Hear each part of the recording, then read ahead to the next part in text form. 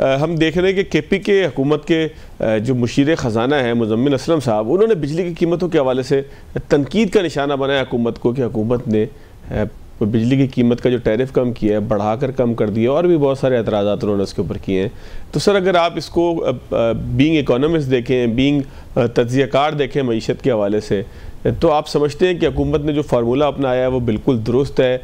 हकीकी तौर पे उसका वही इम्पैक्ट होगा जो हुकूमत बयान कर रही है, वज़ीर पाकिस्तान बयान कर रहे हैं? और फिर ये तरीका कि पेट्रोलियम मसनूआत की कीमतों को आप होल्ड करके जो है वो बिजली के ऊपर जो रिलीफ दें, और फिर ये कहें कि ये रिलीफ जो है वो बिल्कुल दुरुस्त है। तो बहुत सारे लोग ये भी एतराज़ कर रहे हैं कि जी ये रिलीफ आपने जो दिया है पेट्रोलियम मसनूआत को रोक के बिजली के ऊपर, ये कोई कमाल आपने नहीं किया। तो सर, इसमें कमाल किधर है? IPPs के साथ रीनेगोशिएशन की बात भी हुई थी, उसके हवाले से भी क्या इसको मजमूई तौर पर आप समझते हैं कि हुकूमत जो डिलीवर करना चाहिए था, जो कर सकती थी, वो उसने किया है? देखिए, दोनों रुख सिक्के के जो हैं उनका तजिया कर लेते हैं।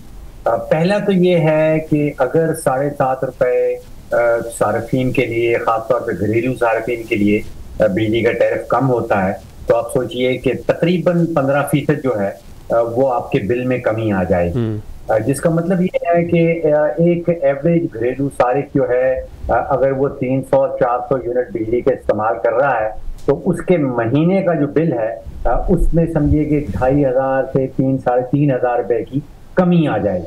अब होता क्या है, जब आपके पास 3.5 रुपया इजाफी आपकी जेब में आ जाएगा जो बिजली की बद में आपने बिल में देना था, तो फिर आपकी जो कुव्वत खरीद है वो 3.5 रुपए से बढ़ जाएगी। और सारे घरेलू सार्फिन जो है पाकिस्तान की, अगर उनकी इसी तरह कुव्वत खरीद बढ़ जाती है, तो मेरे तखमीने के मुताबिक तकरीबन 400 से 500 अरब रुपया इजाफी कुव्वत खरीद पाकिस्तानियों के पास आ जाएगी, और वो फिर मार्केट में आएगी, वो उसकी कोई और चीजें खरीदेंगे, और फिर वो जो मईशत का पहिया है उसकी रफ्तार बढ़ जाती है। तो एक तो ये डेफिनेटली इसका पॉजिटिव इम्पैक्ट। अब जो सनती सार्फिन है उनके लिए भी आप सोचिए कि अगर एक छोटी मोटी सी टेक्सटाइल मिल है वो तकरीबन 4 से 4.5 लाख रुपया जो बिजली का बिल दे रही है उसमें 15% कमी आ जाएगी। उसमें जब कमी आ जाएगी तो उसकी जो प्रोडक्ट्स हैं वो जो एक्सपोर्ट करता है वो बाकी जो हमारे कंपेटिटर्स हैं, जिसमें वियतनाम है, बांग्लादेश है, चाइना है, इंडिया है, हमारा जो प्रोडक्ट है इंटरनेशनल मार्केट में वो ज्यादा कंपेटिटिव हो जाएगा। तो दो तो ये डेफिनेट है कि घरेलू सार्फिन जो है उनकी कुव्वत खरीद बढ़ जाएगी, सनती सार्फिन जो है उनका प्रोडक्ट जो है वो कंपेटिटिव हो जाएगा आलमी मंडी के अंदर। अच्छा फारूक साहब, अभी इसके जी सर मैं ये कहता कि इसका एक हिस्सा रह गया सर। ये तो एक हिस्सा आपने बताया, क्या जो फार्मूला हुकूमत ने अपनाया वो दुरुस्त है? पेट्रोलियम मसनूआत को रोक के यहाँ पर जो है वो इम्पैक्ट पास करना, ये जो है वो सर, ये 3-4 चीज़ें थी इसके अंदर। और फिर सबसे इम्पोर्टेंट बात यह है कि लोग समझते हैं कि इसमें शायद मजीद भी कमी की जाएगी, की जा सकती है। देखिए, मेरा ये ख्याल है कि जो 7.5 रुपए की कमी आई है उसके 2 या 3 फैक्टर्स हैं। IPPs का आपने जिक्र किया, उसका जो कंट्रीब्यूशन है वो कोई 1.5 रुपए से ज्यादा की नहीं है। बाकी जो हैं वो एडजस्टमेंट्स हैं, वो फ्यूल सरचार्जेस में एडजस्टमेंट हैं। इसमें तकरीबन 3.5 रुपए की जो कमी है वो तो मुझे परमानेंट नजर आती है। बाकी जो है वो अगर तो तेल की कीमतें मजीद गिरती हैं तो शायद मजीद कमी आ सके। 3-3.5 रुपए की जो कमी है वो मुझे पक्की नजर आती है, परमानेंट नजर आती है। तो इसका मतलब 7.5%, अगर 15% आप कहते हैं कि इम्पैक्ट इसका आएगा, तो 7.5% इम्पैक्ट या 7% इम्पैक्ट जो है वो हम समझ सकते हैं कि मुस्तकिल है। वो मुझे परमानेंट लग रहा है इस स्टेज के ऊपर। ठीक मजीद कमी आ सकती है अगर आलमी मंडियों में तेल की कीमत मजीद कम हो जाए।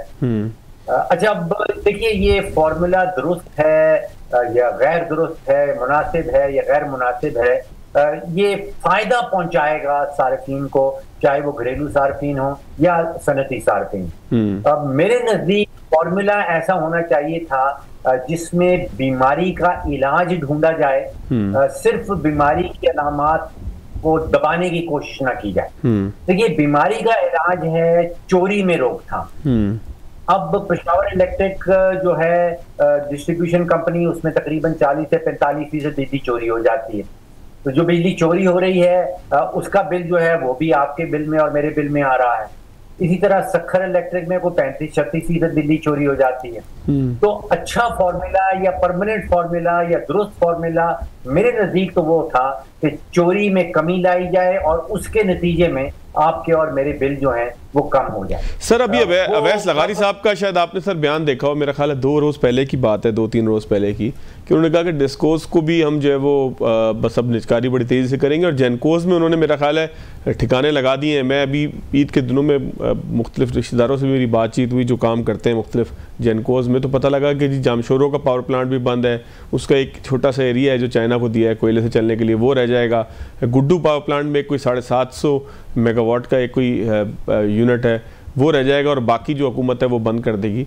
तो हुकूमत जिस तरफ अब जा रही है जेनकोस और डेस्कोस को बेचने के लिए या उनकी प्राइवेटाइजेशन के लिए, उसका इम्पैक्ट आना है सर अभी? देखिए, आपने बहुत सारी इसमें स्पेकुलेटिव आइटम जो हैं वो डाल दी हैं। अभी तक तारीख ये है कि हुकूमत पीआईए को प्राइवेटाइज करने में नाकामयाब रही।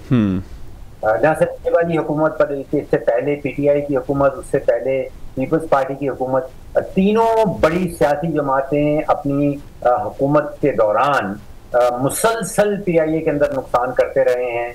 बहुत दफा कहा गया कि इसको प्राइवेटाइज किया जाएगा। लगभग 830 अरब रुपया पिछले 25 सालों में, और उन 25 सालों में तीनों बड़ी जमातों ने हुकूमत बनाई। वो एक वजीर आजम, देखिए कोई तकरीबन दर्जन भर वज़ीर आजम आए सभी पार्टी की तरफ से, और औसतन हर वजीर आजम ने लगभग 70 अरब रुपए का पीआईए में नुकसान किया। अब हमने देखा कि पीएमएल की हुकूमत आई, एड़ी चोटी का जोर लगाया, पीआईए उनसे प्राइवेटाइज अभी तक नहीं हो पाई। फ्यूचर में क्या होने वाला है? देखिए, हुकूमत ने जो भी काम किया है, चाहे वो बिजली का शोबा हो, चाहे वो एयरलाइन की टिकट हो, चाहे वो नेचुरल गैस बेचने वाला मामला हो, चाहे वो गंदम खरीदने वाला मामला हो, चाहे वो शुगर की कीमतों को सपोर्ट करने वाला मामला हो, जिस चीज को हुकूमत ने हाथ लगाया है उसमें अरबों रुपए का नुकसान किया। तो बुनियादी नुकता तो ये है कि हुकूमत का काम हुक्मरानी करना है, उसका काम पीआईए की टिकट बेचना, एयरलाइंस की टिकट बेचना, बिजली पहले पूरे मुल्क से खरीदना और फिर उसी बिजली को बेचना, और उस खरीदो फरोख्त के दौरान कोई 600 अरब का नुकसान कर देना, ये मामला समझ में नहीं आता सर। तो इसमें फारूक साहब एक मेरा for the sake of argument एक मेरा अपना ख्याल ये है कि हम बीइंग स्टेट बड़े लिबरल हैं, हम बहुत सारी चीज़ों के ऊपर जो है वो मेरिट को नहीं देखते, हम लोगों की ख्वाहिशात को देखते हैं, पॉपुलिज्म को देखते हैं। तमाम हुकूमतों की आपने बात की ना, पीपल्स पार्टी भी आ गई, पीटीआई भी आ गई, पीएमएल भी आ गई, हम बड़े अरसे से ख्वाहिश रखते हैं। निजकारी कमीशन पता नहीं कब से बना हुआ है, कब से हम ये सोचते आ रहे हैं कि निजकारी होगी।